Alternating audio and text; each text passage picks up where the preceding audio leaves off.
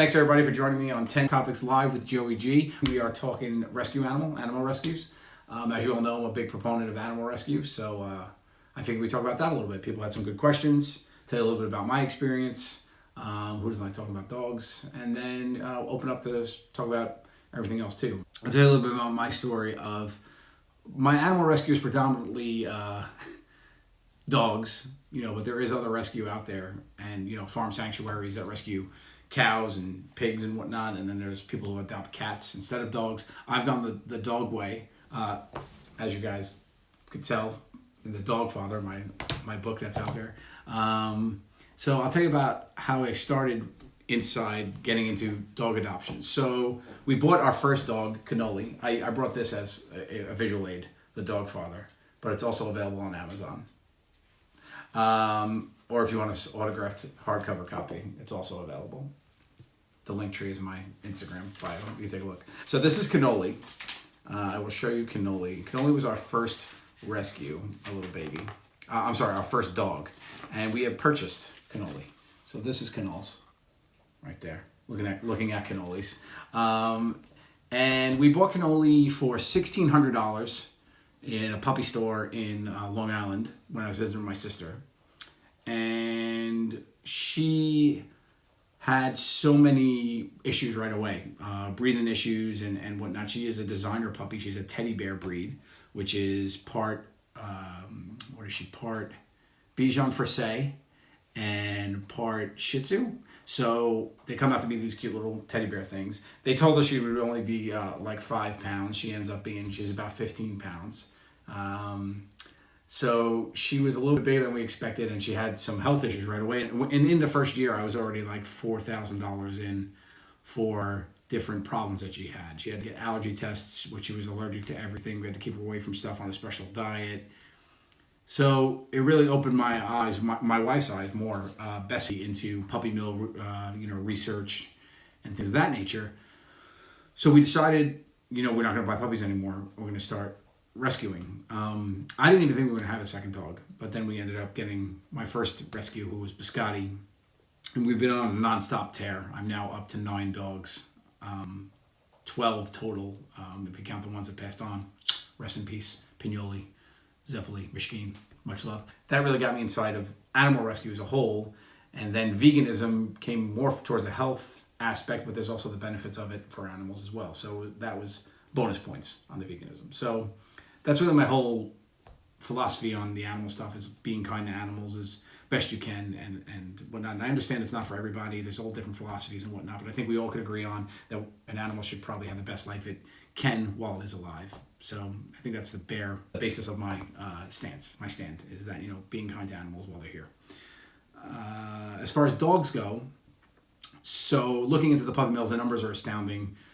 The number of puppies that get churned out, the number of puppies that are just a little bit of information that I came across. The big problem with it is the cruelty to the puppies in the puppy mill. So one of my puppies, Zeppeli, which is this little fella here, Zeppeli was a straight up breed dog. He was saved from a puppy mill.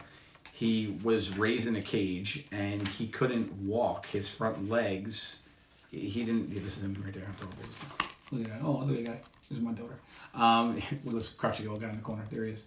So his front paw was like limp, and he couldn't really hold up his own body weight, so he would kind of just limp all around. And that came from living in a cage his whole life. He was a breeding dog. He was beautiful. So really opened my eyes more about the puppy mill stuff. So the big thing about the puppy mills is the overbreeding, the inhumane conditions, and just the straight up abuse of these dogs that have to just live in these cages and basically never. There's a lot that their feet never even touch the ground. They just live and die in these cages. Which leads to all the health complications that I talked about, and it adds ultimately to the number of dogs in shelters. So that really is how I got to the whole puppy mill thing. And then there's a difference between puppy mills and responsible breeding. So I know people are out there like, that's not how my breeder does it. Sure, of course, as with everything, there's levels of, degrees of terribleness. So that's a word I just made up, but also it's a real word now. So I think there's degrees of it. So I think if you need to do at least bare minimum, do your research if you're looking to get a purebred or whatnot. I always stand by adopt, don't shop. I think there's plenty of dogs out there that need love. I think it's more important to get a dog that's appreciative than it is to get a purebred, so you have the prettiest dog. Although all my dogs, they're basically pretty. I mean, they're all rescues. And look at these stunners. Straight stunners. Look. The only one that was bought. Stunning. Little Spumoni. Gorgeous. Tartufo. Biscotti. Don't you dare say a bad word about my girl Biscotti. Napoleon. He's like on the cover of a magazine. Okay, so you got me on Pignoli. All right, so Pignoli's a straight up mess, but there's nothing I could say. You know, sometimes the old ones, there's some, you got to look at them a little differently. There's a different, you know, bar of, what is beauty? Who is to say what is beautiful? I know I'm not. I can tell you, you know, it's funny because if you flip through the book, you know, you look at all my pretty puppies, and then all of a sudden, you know, straight up out of nowhere, you get boom, bam, you get Mishkeen, right? That's Mishkeen. Check out that train wreck, right? But beautiful in memory. So that's all I'm saying. So that's really a big part of my thoughts on puppy mills. So, and look, I'm not on here to be preachy. I'm just trying to open your eyes a little bit and tell you what my stance and my thoughts are. And I'm more than happy to answer your questions. So I'll get into my questions about my experience with animal rescue. So the first question came off of Twitter from @S Smith 513-00228. Who's the first animal you rescued? Biscotti, my girl Biscotti. I love Biscotti. She owns my heart. She sleeps on my pillow. She's so adorable and so fun. So I guess Biscotti is the best. Because she opened my heart to all of rescue too. So it was a good experience. So I think that really helped. She was my gateway drug into my addiction of rescuing animals. @IJ Niemer on Twitter asks, do you want to add any more dogs to the Gatto Pups? No. I mean, 9 is the number I'm at now. It's insane. I live in a petting zoo, basically. It's really, it's nutty. You know, when people come over, they're very well trained, I have to say. They have a pack mentality. They follow rules well. They're just not very good when people show up. They need to relax. But after 10 minutes, it's like I only have like 6 dogs. So it's not even like I really have 9 dogs. The old ones do nothing really but sleep and snore. Panna Cotta and Ganache, they kind of just sleep and hang out. You know, you got Tartufo, Strufala, and Napoleon, which are the active dogs. And then Spumoni, you can't even really recognize. She's tiny. So I think 9's the right number, though, because my bed is also a king-size bed, and I could barely fit in it anymore because the dogs sleep with us. So there's a lot of souls on that bed. It's like my own personal Titanic. @Denise Hazlitt asks on Twitter, do you have a favorite breed of dog? I saw a sign once that said rescue is my favorite breed. I like that. No, I wouldn't say I have a favorite. I do think some dogs are like just straight up beautiful, and there's like there's good traits to them, like a Havanese. I really like a Havanese or a Cocker Spaniel. I think those kind of dogs are great. German Shepherds, I really, really like. A Golden Retriever is great. I wish I could have a straight up Golden, but the shedding would probably be a lot for me. But those are the ones that stand out for me. But again, I don't like poodles. I'm sorry, I don't like a stray poodle, and don't come at me, or a Chihuahua. If I'm going to be honest, I think they have attitudes. They're little packages. They carry themselves big. I get it, but listen, you need to back up a little bit with the Chihuahua. Chihuahua comes in way too aggressive. They got weird eyes sometimes too. An old Chihuahua freaks me the fuck out, if we're going to be honest. Like, I know this old Chihuahua. I'm not going to name names. His name is Guacamole. He's on mine. He straight up scares me. It's like a thing of nightmares. So if worse comes to shove, I am not a Chihuahua guy. That being said, if you have a Chihuahua, nothing but love for you. What's your favorite thing about rescuing animals? Asks @monkeygobbler on Twitter. I think the favorite thing about them, it is kind of selfish too, because you feel really good about how good you make the animal feel. Like, you come home to a rescue animal. Like I said, Cannoli's my only one I bought, and she has a totally straight up diva attitude compared to the other dogs. The other dogs have been on the streets, man. Spumoni lived under a dumpster as a bait dog, which means a dog that they train dogs to kill in dog fighting rings. She was in Tucson, Arizona, living on the dumpsters. So she's super appreciative of life right now. My new one, Strufala, has heartworm and lived on the streets of the Bahamas, just wandering in a hot Bahamian stray for 3 years. And now she's living the large life. Cannoli's not known anything but the life of a Gatto pup. So I feel like she's a little entitled with it. But rescue dogs, I mean, I think it's selfish. It makes me feel really good, especially when they're all sleeping at night and you hear them snoring. There's just some moments that you get really I still to this day get taken aback by how good it feels to change the lives of these dogs. Because if you think about what they'd be doing, it's insane. At CherishXOXO _ XOXO on Twitter asks, what is the best advice you could give someone who's considering adopting? A good friend of mine started fostering, and I think that's a nice way to dip your toe. And that person actually ended up adopting because they found the right one as well. Because it's a nice way to dip your toe, but also fostering is good because it gets them out of the shelter. So a dog doesn't have to live in the shelter. It takes a little bit of work, but now everybody's pretty much home anyway. What are you doing? Well, yourself. Might as well do it. So I would say fostering is a nice step if you're not ready to jump in. Also, I would say talk to people who have adopted. I will say it's not for everybody because it does sometimes take a lot of work, but there are different degrees of dogs. If you talk to people who work at the shelters and you're with a good shelter, they can give you a lot of intel. They're with these dogs all the time. They could tell you their personalities, what they're like, if they're good around other dogs. So I think talking to the people that work with them and maybe dipping your toe in with fostering is a good way to start. At Hacky P asks, what are some things to keep an eye on when you're trying to find a reputable shelter? I would say do your homework for sure. Find where these people are getting their dogs from. See what they are. If they're just a middleman, who are they getting the dogs from? You know, a lot goes into it, but I think like the internet has helped us a lot, social media especially, like Instagram, Twitter, those places, the profiles of these, especially Instagram, they're able to post a lot of the stories of these dogs and also follow-ups of what the dogs look like now. So I think that's important. I mean, all the ones I've rescued from in New York here are great. Animal Haven, I love. I just got Strufler from a really, really nice lady at Jake's Rescue Farm, which I've never even heard of. I went to an event out here in Long Island and they were there, and I met them and they were super sweet people and they took great care of their dogs. And Strufel is a great dog, so I'd recommend them. Love Pup, phenomenal if you're out west. That's where I got Spumoni. Love Pup. Of course, North Shore Animal League here in New York, another big one, or the New York ACC. I mean, I've gotten plenty of dogs from them, and they are the people really speak the most for me, to be honest. Like, you could tell good people want to work for good shelters. You know, shelters become better because of the people that work for them, just like anything in life. I think if it's a quality of people. So the New York ACC has some of the best people who care the most about dogs, well, my experience, dogs, but animals that I've seen, because they have to deal with some really crazy stuff. So I would say them for sure. So now going to my Instagram questions. Let's see. At Juliana Harney asks, can you talk about why you should adopt and not shop? I feel like I covered that a little bit. But the most part is, like anything, is puppy mills is a business. Demand and supply is the way that business works. So the more that people buy, the more puppies that have been made out of mills.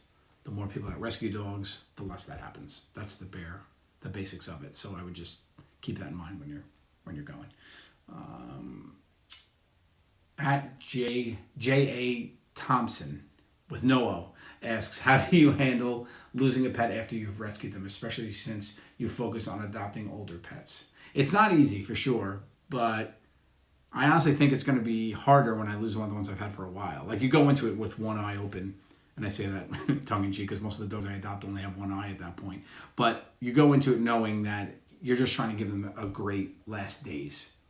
And that's all you can do. So if you're giving them a good last days, then you're kind of happy about it. So Strufela, I'm worried. You know, she's 3 years old. She's a big dog. She has heartworm, which has it. So that's a very, especially in big dogs, it's a risk that with the medicines and stuff that she'll make it. So she's got 75% chance of making it. 1 in 4 dogs her size, age, and her bracket don't make it. So we're hoping for the best. She's doing pretty well. But I mean, stuff like that I think would be even harder because it was something we weren't even really, thinking about until we did a little bit more homework, but knew we wanted her. So the older ones, I think you're kind of just, it's part of it. We dedicated an episode to Mishkin because he had died during the show. And actually we dedicate us in season 9, we dedicate an episode to Pignoli because as I was about to go, my cell phone rang and it was Bessie. She told me that they had to put down Pignoli because she started having a seizure and it was her time to go. So just before it's my turn, I got the phone call. And of course, me and the boys love laughing about everything and we just turned it into, I had to take a minute, But then it was just like, it was one of those bits where we're doing like a receptionist thing, and I had the phone, and I started it by saying, as the person was coming in, I'm like, yeah, so we had to put the dog down. She's dead. Hey, hi, I'm Joe. Can I help you? And I just heard them all fall and laugh because just my, my death comedy they love. It's Death Comedy Jam with Joe Gatto. So that's, so I think the old ones, going into it, you just want to give them the best final experience that they can have. At Max Schuster WX says, how many dogs should I adopt? I don't know your situation, Max. How big's your house and things like that? I feel like 5's the right number. 5's a great number. 1 each size up to extra large. So you get your extra small, your small, your medium, your large, and your XL, and you get them all together, and then you have a full line. I feel like I would say I feel like 2 is completely manageable. 2 dogs. And then when you get to 2, 3 is not bad because they started their little pack. Once you bump up from 3, it starts to get interesting for me. But 3 dogs was the same as having 1 dog for me because of the pack mentality and the footprint that they need and the help that they need. Now I feed 7 dogs in the morning. We had the 2 old ladies eat at a different time, but I have to feed the 7 dogs in the morning, and I have to admit, it does take a minute. It is a lot. So I would not recommend 9, if that's what you're getting at, Max. At Dr._BBG on Instagram asks, the old saying, pets rescue us. Can you talk about how adopting not only benefits the pet, but us too? Yeah, I would say for sure I touched on this earlier, there is a selfish component to it. You feel good about changing the life and the course for that dog, especially if they're a good dog and you enjoy spending time with them. I think that for sure is a good thing. I know in my situation, it depends on the situation why you get a dog too, or why you end up rescuing. I think people who are going through something that they need help with, or lonely, or dealing with anxiety, depression, or any sort of therapy kind of thing, I think dog helps in that situation too. For me, it wasn't that. It was more of just rescuing dogs to help the dog out. The benefit that I felt was how good it made me feel. But I do think there is a true benefit of having a dog in your life. I remember the time when I didn't have a dog versus when I have dogs. And it's very, very rewarding. So I think when you rescue a dog, depending on what's going on in your life, hopefully it does get better. So at Vicky Newser on Instagram says, fellow vegan here. Hi. How long have you been vegan, and what is behind that decision? I watched the movie Game Changers, and I had gone to a premiere for Game Changers in September 2 years ago. And we watched the movie, and I saw it, and I was like, wow, this makes sense. I'm going to try it for a week. And I tried to be vegan for a week, and I got through it. And I said, I think I could do one more week, and I was vegan for the second week. And then at the end of the second week, I swear to you, I felt better than I had felt in my adult life in a long time. And I was like, I should probably do this.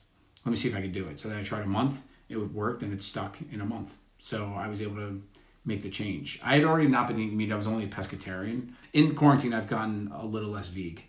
I'm probably at 90% veg now. Cannolis and desserts have snuck their way back in. So that was it. At Amber Carlins asks, do you guys decide on a dog while at the shelter or ahead of time? A little bit of both. I mean, it depends on the dog. Like Spumoni I found on the road when I wasn't even thinking about rescuing a dog. I was at an event, and she fell asleep on my lap, and I took her home with me. And then other times, like for Napoleon, I was being honored by the ACC as one of their people I have gotten an award. And I saw Napoleon at that event, and I was like, I want to take this dog home. So I think that's it. And then a couple times we've gone with the purpose of going. Like when we got Ganache, we went to North Shore because we haven't gotten a dog from North Shore in a little while. So at Olivia Stericker asks, is it hard to pick out which dogs to rescue, or do certain ones catch your eye? I'm a firm believer that the dog picks you with a lot of this. Like it's always been my experience where the dog comes over. Like Spumoni fell asleep on my lap. Napoleon followed me around at that event. Like wouldn't leave my side. Strufel had the same deal. We went to this event in Long Island where there was a bunch of rescues, and she caught my eye, and she was super sweet, and she just kept coming up to me and pawing me. So that was a big one. Biscotti wasn't really... Cannoli and Biscotti hit it off. So Biscotti was our first rescue. We only had Cannoli. We wanted them to meet each other to make sure they got along. And Biscotti was all scared, was very leash aggressive, like didn't like anybody, and had her tail between her legs till Cannoli came in. And it's right away tails went up, they started sniffing each other, and they were best friends ever since. Those are the original sisters. So I think it's a mix, but for the most part, I would say the dog gets my attention, and I realize that that's my dog. That's pretty much all the time I have to do this today. I have to get back to work on thinking about ways to punish my friends from Practical Jokers for your pleasure. So I want to thank you so much for joining. Much love to you. If you need a reason to smile, please turn on the television. I'm sure I'm making a fool of myself right now for your pleasure. Or feel free to Google search Impractical Jokers and watch the hours roll by as you just watch the insanity. So much love, guys. Be well, and thanks so much for the support.